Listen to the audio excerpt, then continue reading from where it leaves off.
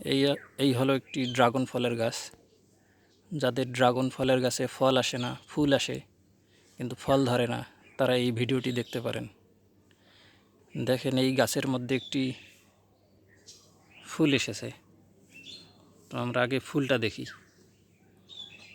দেখেন ফুলের মধ্যে পুংকেশরটি মোটামুটি লম্বা স্ত্রীকেশরের তুলনায়, তাহলে বোঝা যাচ্ছে যে এটা একটা পরপরাগী ফুল। তো এখানে পতঙ্গ যেমন ছোট ছোট পাখি অথবা প্রজাপতি বা মৌমাছি এই ধরনের পতঙ্গ দ্বারা পরাগায়ন হয়ে থাকে। কিন্তু যাদের বাগানে একটি মাত্র গাছ বা ছাদে যারা বাগান করেছেন, পতঙ্গ আকৃষ্ট হয় না যে ফুলের মাধ্যমে এবং পরাগায়ন ঘটে না, ফলে সে ফুলে ফল আসে না। তো আজকে আপনাদের দেখাবো কিভাবে এটার পরাগায়ন ঘটাইতে হয়।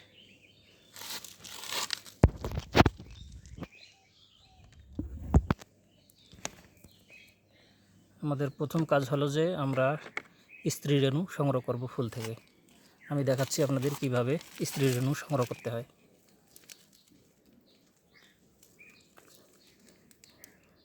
এরকম একটা বাটি নেবেন, আর সঙ্গে একটি কটন বাড নেবেন।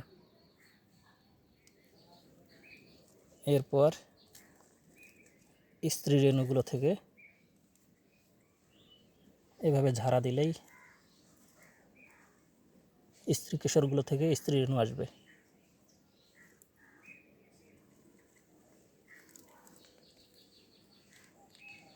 দেখতে পাচ্ছেন আমি স্ত্রী রেণু জড়ো করেছি। এখন এটা পুংকেশরের মাথায় লাগাই দেব। লাগাই দিলেই এটা পরাগায়ন ঘটে যাবে এবং আশা করা যায় এ ফুল থেকে ফল আসবে।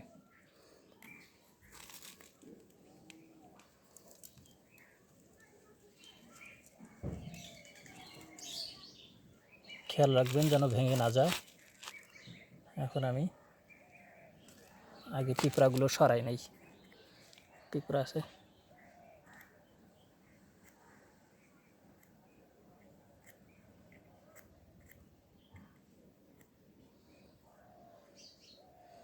এখন আমি এটা স্ত্রী কেশরে লাগাই দেব।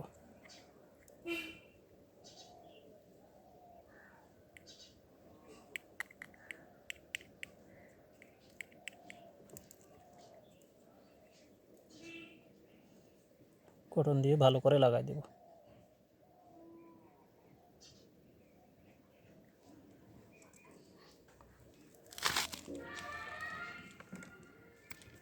মোটামুটি কাজ শেষ, পরাগায়ন হয়ে গেছে।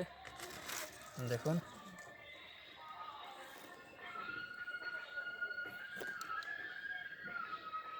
স্ত্রী কেশরের মাথায় আমি পরাগ রেণুগুলো লাগিয়ে দিয়েছি। আশা করা যাচ্ছে এটা পরাগায়ন হয়ে গেছে। কয়েকদিনের মধ্যেই ফুলটা মরে যাবে এবং এই যে গোড়ার দিকে অংশটা এটা ফলে পরিণত হবে। এই যে দেখেন আমি আরেকটি ফুলে এমন পরাগায়ন ঘটিয়েছি এবং এটা ফল হচ্ছে। ধন্যবাদ সবাইকে। ভালো লাগলে কমেন্টস করবেন, লাইক করবেন এবং ভিডিওটি শেয়ার করবেন।